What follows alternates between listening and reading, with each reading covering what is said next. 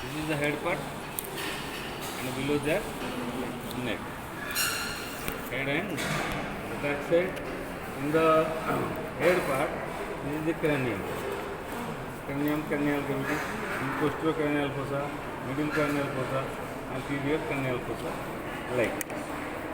So, in this cranial fossa, brain is sitting. Now, coming to the neck, you see there is a groove here.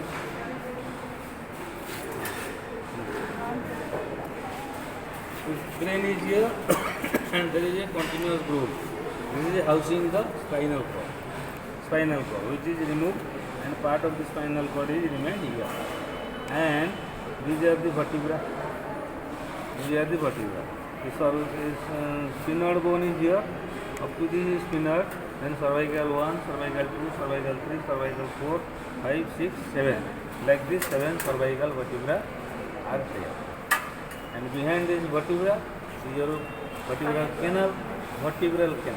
One is vertebral canal, another one is intervertebral canal. Say one vertebra, this is another vertebra. In between two vertebra, this canal is vertebral canal. This vertebral canal is giving housing to the spinal cord. Another canal is there in between the vertebra. That is intervertebral canal. Intervertebral canal, spinal nerve. So, this is your cervical vertebra, behind the spinal cord, and further behind there is the lamina of this vertebra, then the muscles, the backside muscles of the back. In front is open, nasal apparatus. Your eye is also open to the outside for optical input. Then nose, nasal part for respiration. This is mouth. You see, this one is mouth, and tongue, like this. So, in nasal opening, here, in nasal opening, and behind to this is known as nasopharynx. Total is pharynx. This part is your nasopharynx. Here, this is the external nasal apparatus. Here is the nasopharynx. Here is the oropharynx. Nasopharynx and oropharynx, they are communicated behind. And below that, you will see the voice box is here. Voice box. Trachea starts. Voice box. There is a larynx. Below the larynx, trachea. So this voice box is known as laryngopharynx. Larynx is divided into nasopharynx, oropharynx, and laryngopharynx. So nasopharynx and oropharynx, they are communicated behind. And the nasopharynx continues communicated, but it continues to this voice box, to the trachea for respiration purpose. The oropharynx, it communicates to the esophagus. This is the constrictor muscle. Esophagus is here. This is esophagus. This one is esophagus collapsing, and this is the rigid cartilage is there. That is trachea, and here is the esophagus. So the food, while entering through this mouth, it passes through the common passage for the nasopharynx and oropharynx, it passes through the esophagus, and the air to the laryngopharynx to trachea. So during swallowing, the respiration is not there. It is meanwhile stopped, and this laryngopharynx is closed by muscular contraction. This tongue-like projection, you see this tongue-like projection is epiglottis. It is one of the laryngeal canals. The epiglottis is not falling like this to obstruct the food bolus. It is not falling like this. Rather, in the side of the epiglottis, there are two folds known as Arytenoid cartilage is below. This is thyroid cartilage, and below that here is the arytenoid cartilage. Aryepiglottic fold. Aryepiglottic fold, right and left. The aryepiglottic fold contains a muscle, that is the aryepiglottic muscle. By the contraction of the aryepiglottic muscle, this cavity closes like this. Say this is one aryepiglottic muscle, this is another aryepiglottic muscle. When they contract together, it is closed like this, not like this. That means this is not falling like this, rather it is squeezed like this to close the laryngeal inlet during the intake of food and water, so that they will not enter to the laryngopharynx. So this is nasopharynx, oropharynx, and the laryngopharynx. Laryngopharynx, there is laryngeal cartilages are there. This is epiglottis, then arytenoid, corniculate, cuneiform. These are the cartilages. Sometimes they are long. So that is voice box, and the you can palpate here, and below you will palpate the vocal cord. Vocal cord is there. So vocal cord is there. The cord is like this vocal cord, like this. Now, in this is the medial wall of the nose, common to right and left, and here is the lateral wall of the nose. Lateral wall of the nasal cavity, it contains shelf-like structures to keep something. Out of these shelves, you see this is one shelf, this is your inferior concha, then inferior, then comes middle concha and superior concha. So other concha are not that prominent here, but three shelves are there. This is inferior concha, and middle concha, above is superior concha, and three concha are not prominent here. You remember this is the inferior concha, and this is middle concha. Superior concha is above. Below the inferior concha, there is a opening, that is nasolacrimal duct. Nasolacrimal duct opens to this inferior concha. Middle concha is very important. Middle concha has got a elevation, that is known as bulla ethmoidalis, and another semilunar structure covering this elevation is known as hiatus semilunaris. Semilunar structure is there, but this hiatus, or the opening present in front of the bulla ethmoidalis, that is known as hiatus semilunaris. Bulla ethmoidalis and hiatus semilunaris. So that is important because most of the paranasal air sinuses, they are opening to this middle meatus. This is concha, and the depression is meatus. Elevation is concha, depression is meatus. Elevation is concha, depression is meatus. So below this inferior meatus, the nasolacrimal duct opens, and the middle meatus, that is your maxillary sinus, frontal. This is frontal sinus, anterior ethmoidal sinus, and maxillary sinus. These three paranasal sinuses, they open to the middle meatus. Above the middle meatus, somewhere here, is the superior meatus. The superior meatus structure open to the superior meatus, they are, this here is the sphenoidal air sinus. You see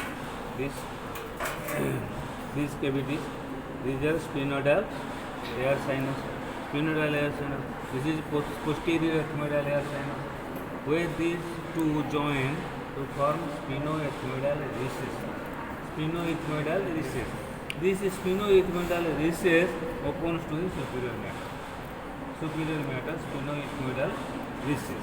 So sphenoidal sinus posterior ethmoidal sinus, they open to the superior meatus. Frontal sinus, then anterior ethmoidal sinus and maxillary sinus. This is maxilla. Maxillary sinus, it opens to the middle meatus and nasolacrimal lobe to the inferior meatus. Now you see here there is a opening. This opening is opening of the pharyngotympanic tube or auditory tube. Pharyngotympanic tube or auditory tube. So it is known as tubal opening. Pharyngotympanic tube, auditory tube that connects middle ear to the pharynx. Middle ear is present. You see, this is the petrous part of the temporal bone. This one is the petrous part of the temporal bone. Petrous part of the temporal bone. Here you see external auditory canal. So somewhere here inside, if you drill here, will land in the middle ear. Then here is the location of the internal ear. So this is connecting to the middle ear, from the pharynx to the middle ear. That is known as pharyngotympanic tube. Pharyngotympanic tube or auditory tube. So this is tubal opening. And covering the tubal opening, this is known as tubal elevation. Tubal elevation containing some lymphoids forms tubal tonsil. So this is tubal opening. This is tubal elevation. It has got that is your lymphoid tissue. That is tubal tonsil. And behind tubal tonsil, here it is turned out. Somewhere here is your pharyngeal tonsil. Pharyngeal tonsil is one. Tubal tonsil right and left. Then here is your palatine tonsil. You see, here is the place for the palatine tonsil. Palatine tonsil right and left. Then lingual tonsil one. Pharyngeal tonsil one. Tubal tonsil right and left. And palatine tonsil right and left. They forms a ring around the neck. That is known as Waldeur's ring. Waldeur's ring. So this is tubal tonsil. Then this is about this nasopharynx. Then coming to the oropharynx. In the oropharynx, these are teeth, the maxillary, these are the upper jaw, maxillary teeth, these are mandibular teeth, and this is the tongue. The bulk of the tongue, most of the tongue, they are interior of the tongue. Muscle is genioglossus. So in the mandible here there is a genial tubercle. From the genial tubercle muscle is present. The bulk of the tongue is mostly contributed by the genioglossus muscle. Genioglossus muscle is considered as the safety muscle of the tongue.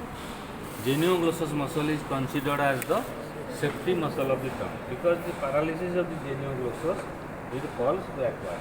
When the tongue falls backwards, that will obstruct the airway and the manner of the individual will die. That is why that is important. And other muscles of the tongue, this is tongue. So tongue muscles, it has got origin. Tongue is a muscular organ. It is such an organ, it has got origin but no insertion. It is inserted with itself. Tongue tap, this moving up and down. So the tongues, there is having some intrinsic muscle and extrinsic muscle. Intrinsic muscle means which is inside the tongue. Origin and insertion. When origin and insertion is inside the organ or inside the space, that is known as intrinsic muscle. If it is coming outside origin and inserted here, that is extrinsic muscle. So it has got 4 intrinsic muscles and 4 extrinsic muscles. What are the intrinsic muscles are? The superior longitudinal muscles are there. Inferior longitudinal, very easy. Transverse and vertical. Superior longitudinal, inferior longitudinal, transverse muscles and vertical muscles. like this. And genioglossus, this is extrinsic muscle. So 4 muscles here, and that is superior longitudinal, inferior longitudinal, vertical and transverse. Then coming to the extrinsic muscles. Here is this is palate, hard palate, soft palate here. From palate to the tongue, that muscle is palatoglossus. Palate to the tongue, palatoglossus. Then styloglossus, styloid process is there, that is behind. I cannot show it here because that is behind, that is styloglossus. Palatoglossus, styloglossus. Here is genioglossus and hyoid bone here. You see, this one is the hyoid bone. Hyoglossus, genioglossus, palatoglossus, styloglossus. These 4 glossus muscles are extrinsic muscles of the tongue. All the muscles of the tongue are supplied by hypoglossal nerve except palatoglossus, which is supplied by cranial accessory. All the muscles of the tongue are supplied by hypoglossal nerve except palatoglossus. So this is about the tongue. Then tongue has got anterior 2/3 and posterior 1/3. Anterior 2/3 the nerve supply is different. Posterior 1/3 nerve supply is different. You have to remember the anterior 2/3. You see, this is the anterior 2/3, paratympanic nerve, lingual nerve, like this.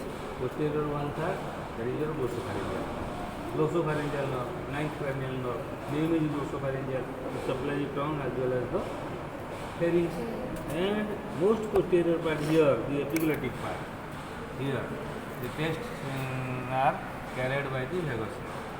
The 7th cranial nerve, 9th cranial nerve, and the vagus.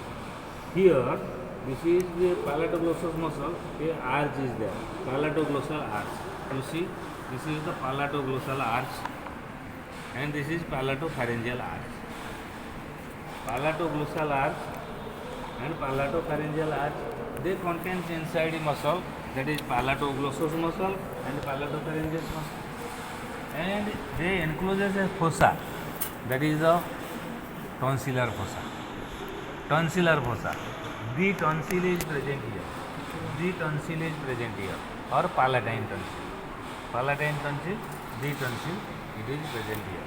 So this is the tongue, tonsil, hard palate, soft palate muscles are also there. Then this oropharynx, it leads to the esophagus. Nasopharynx leads to the laryngopharynx and the epiglottis. Like this, all of you see these things.